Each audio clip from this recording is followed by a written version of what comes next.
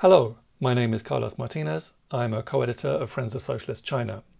This brief presentation is about the increasingly loud attempts by politicians and media in the West to pin the blame for the climate crisis on China. US President Joe Biden, for example, in his closing statement to the G20 summit, said that China basically didn't show up in terms of any commitments to deal with climate change. He explicitly stated that the international community would need to continue to focus on what China's not doing. That is, China's not doing enough to prevent climate breakdown.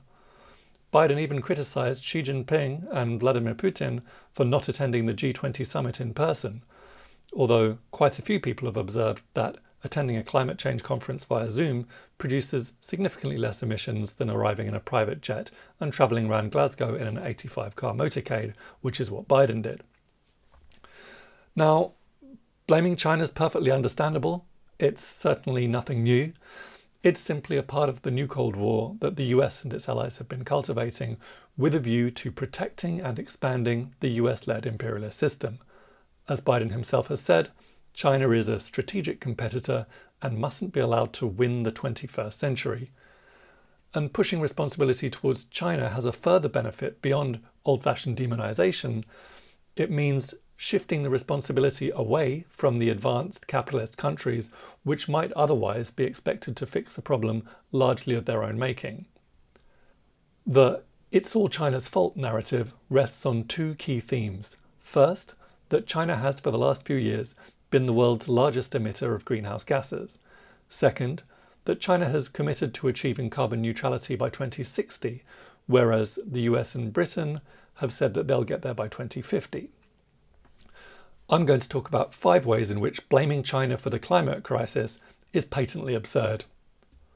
1. China has a population of 1.4 billion people, 18% of the global population. If you measure on a per capita basis, China's emissions are pretty ordinary, around the same level as Bulgaria and New Zealand. To understand the relevance of the per capita calculation, just imagine China's been split into 4 different countries, i.e., the wildest fantasies of the imperialist powers have been realized. These countries would on average have the same number of people as the US, but would have less than half its carbon dioxide emissions. 2. The comparison of current annual emissions distorts the overall historical picture. Greenhouse gases don't suddenly disappear from the atmosphere. Carbon dioxide, for example, hangs around for hundreds of years, methane many times longer. In terms of cumulative emissions, the quantity of excess greenhouse gases in the atmosphere right now, the US is responsible for a full 25%, even though it has just 4% of the world's population. China, meanwhile, is responsible for 13% of cumulative emissions, in spite of having 18% of the world's population. Over the course of 200 years, Europe, North America and Japan have become modern industrialized countries, burning enormous quantities of fossil fuels and creating this environmental crisis we face. Now they want to both shift the blame onto others and at the same time pull up the ladder of development. Any reasonable person would have to agree that this is an example of outright moral bankruptcy. 3. The reason China's emissions have gone up in recent decades while the West's emissions have gone down has essentially nothing to do with people in the rich countries compromising on their lifestyles or governments making impressive progress on transitioning their energy systems.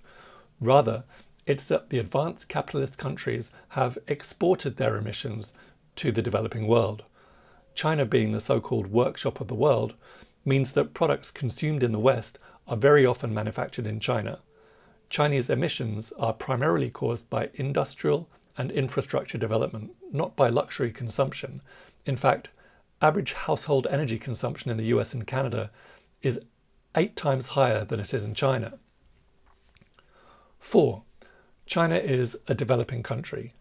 The leading capitalist countries of Europe, North America and Japan peaked their greenhouse gas emissions around the 1980s after nearly 2 centuries of industrialization.